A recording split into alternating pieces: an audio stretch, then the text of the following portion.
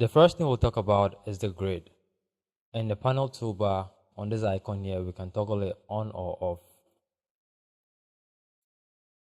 To customize it too, we can right click on the same icon and then go to grid options. We'll see three sections here: the size, the color, and the display. So first of all, the size. We have length and width. To understand these numbers, let's kill the subdivision and then turn on grid numbers on the perspective axis and then hit on apply. What the length and width says is stretch the grid in 12 units far and wide, positive and in negative. But these units could be centimeters or millimeters or meters. So to cross-check what really these units are, we have to go to Windows, Settings, Preferences. Inside there, we go to the Settings column. And then in the working units, we see linear centimeters. Centimeters here meaning length and width 12 centimeters.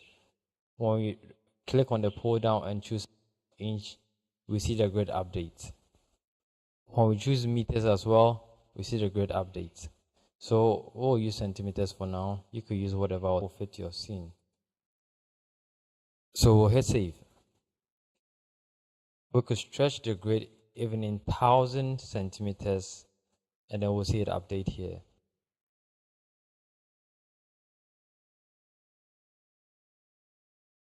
Let's use 15 for now and hit apply. The grid line every is a way of subdividing the length and width. For example, 15 centimeters and then 5 centimeters means every 5 centimeters show me a grid line inside the 15 centimeters here. When we set this to 1, we'll see 15 subdivisions. And when we set it to 15, it means we'll see none. But we'll keep it on 5 for now. The subdivisions tool is a way of subdividing the grid lines. When we zoom in, for example, and then we move in maybe 2 or 3 or 5 subdivisions and say apply.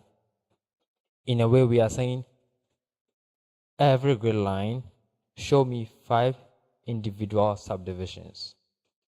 Just as grid lines is also saying subdivide every 5 centimeters throughout the whole grid. So that'll be for the size. I'll keep my subdivisions to maybe 2 for now. Apply.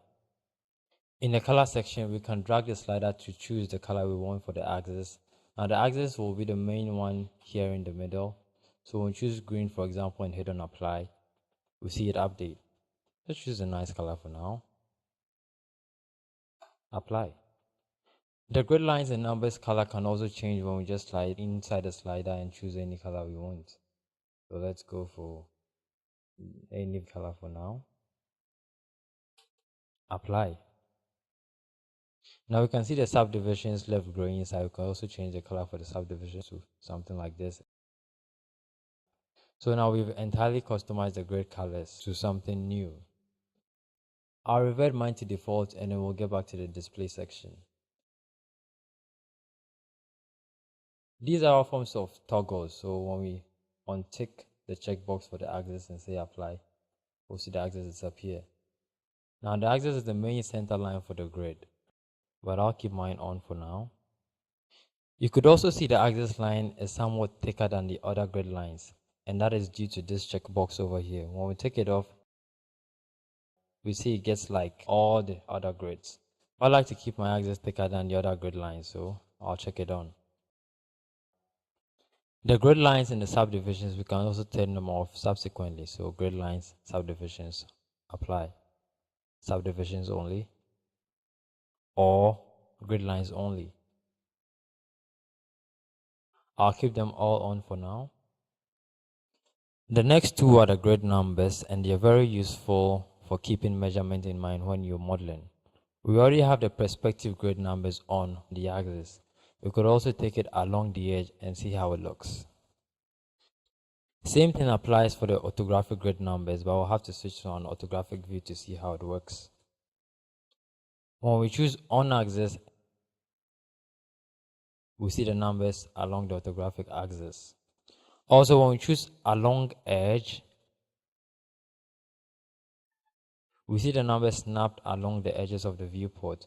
And it's likewise for all the orthographic views. So when we look here, it's the same side view, the same thing for the top view. So we could keep it along the edge on the orthographic views and in the perspective, maybe on the axis. Anytime we hit apply or apply and close, it saves inside the preferences folder of your Maya, so you can get it back anytime you reload your Maya. That is it for the grid. Customize it to how best it will suit your work or your preference. That'll be for this lesson. Thank you.